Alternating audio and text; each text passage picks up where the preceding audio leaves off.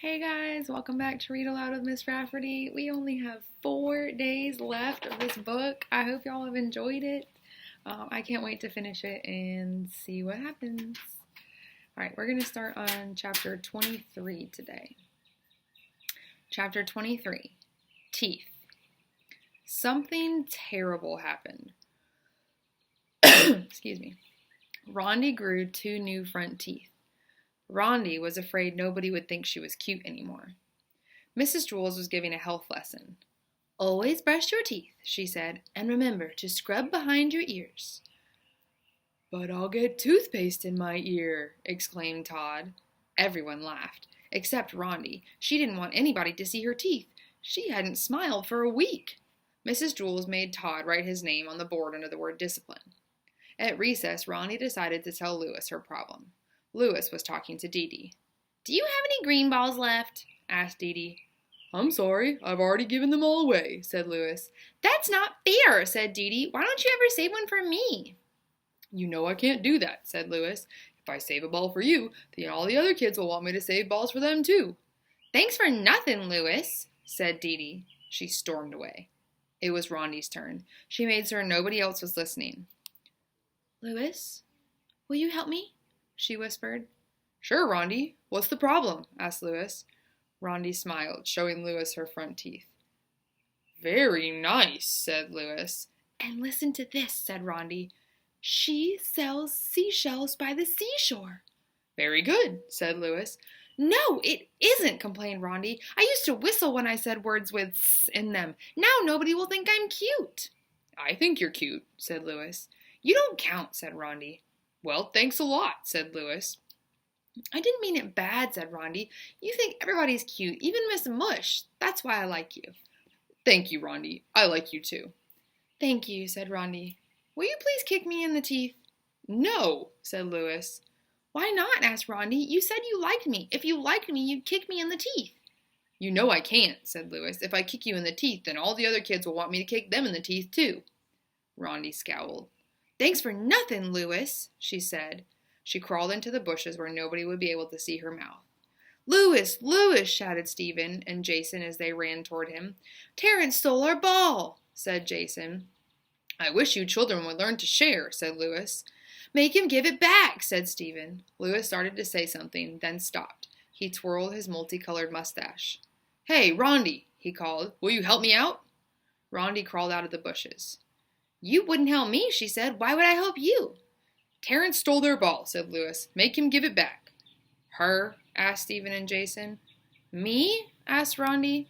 Louis winked at her. Rondi's eyes lit up. "Okay, Louis," she said. "That's a good idea. That's a wonderful idea." She hurried across the playground. Stephen and Jason ran after her. Terrence kicked a red ball up into the air, then ran under it and caught it. "Hey, Terrence," said Rondi. "That's not your ball. You stole it." "Drop dead, ketchup head," said Terrence. Rondi walked up to him, stared him straight in the eye, and said, "In your hat, muskrat." That surprised Terrence. He took a step back. Then he collected himself and said, "Dig a hole, Millie Mole." Rondi took another step toward him. "Kiss a goose, Dr. Seuss," she replied. Terrence looked around.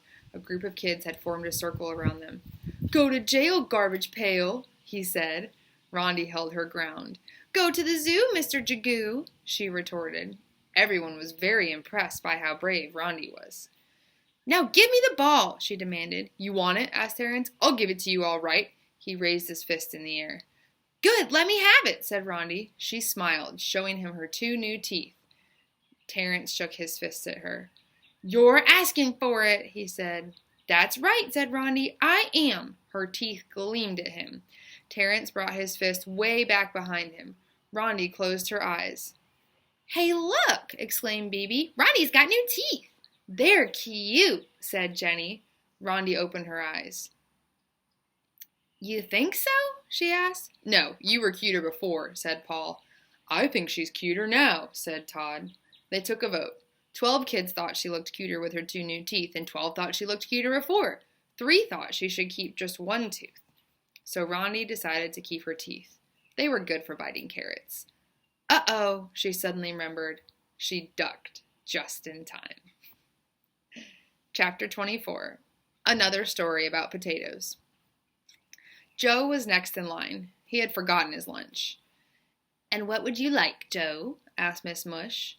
"What do you have?" Joe asked. "Potato salad," said Miss Mush. "Anything else?" asked Joe. "No, just potato salad," said Miss Mush.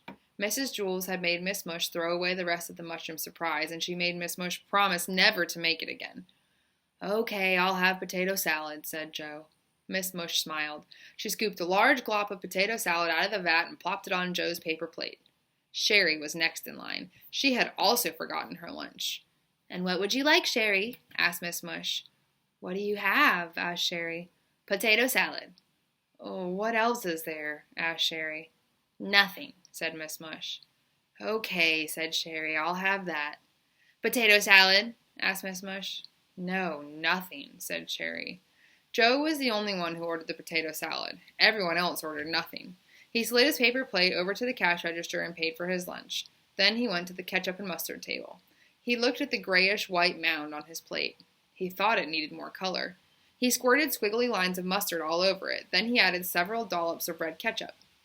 "That's very pretty, Joe," said Bebe. "I didn't know you were such a good artist." "Thanks," said Joe. He looked for a place to sit. "Hey, Joe, over here," called John. Joe sat next to him. "Hey, pal," he said. "Hi, good buddy," replied John. They were best friends. John had brought his lunch. He looked at Joe's potato salad covered with yellow squiggles and red polka dots. "That's very colorful," he said. "Thanks," said Joe. They both stared at it. "I wonder what it tastes like," said John. "Who knows?" said Joe. "There's plenty more potato salad," called Miss Mush. "Who wants seconds?" Nobody wanted seconds of potato salad. Several kids went back for seconds of nothing, but soon Miss Mush ran out of nothing. Finally, Joe picked up his plastic fork and stuck it into the glop. "What does it feel like?" asked John. "Lumpy and gooey," said Joe. He dragged his fork over the mound, twirling the mustard and ketchup together. "Kind of spongy, too." The colors mixed with the potato salad. It turned a pale orange. "It looks like a face," said John. Joe laughed. He shaped it so it would look even more like a face. He piled up some potato salad in the center, giving it a nose. John had a plastic spoon. He dug out 2 holes for the eyes, then made eyebrows. "That's good," said Joe. He gave it a big, smiling mouth. John made long, pointy ears. They both laughed at their creation. "I wonder what it tastes like," said John. "Who knows?" said Joe. They stared at it. "It kind of looks familiar," said John. "Like somebody I know." "Who?" asked Joe. "I'm not sure," said John. Joe noticed it too. "It does look familiar," he agreed. "I've seen that face somewhere before," said John. "Me too," said Joe. The smile on the potato salad abruptly turned into a frown. "Wow, did you see that?" asked Joe. John's eyes filled with terror. I just figured out who it looks like," he whispered. "Who?" asked Joe. "Mrs. Gorf." The potato salad laughed. "Ha, ha, ha," said Mrs. Gorf. "Now I'll get you. You think you're so cute, don't you? Well, you won't get away from me this time." She wiggled her ears, first her right one, then her left. "Quick, Joe," said John. "Eat her." The 2 boys dug their plastic utensils into the potato salad and shoveled it into their mouths as fast as they could. Joe swallowed the final mouthful. "Whew," said John. "That was close." Joe rubbed his belly and sighed. They both stared at the empty plate. "You know, Joe," said John, "that didn't taste too bad." "It was pretty good," Joe agreed. They went back for seconds. All right. I hope y'all enjoyed that, and I will see you tomorrow with 2 more chapters.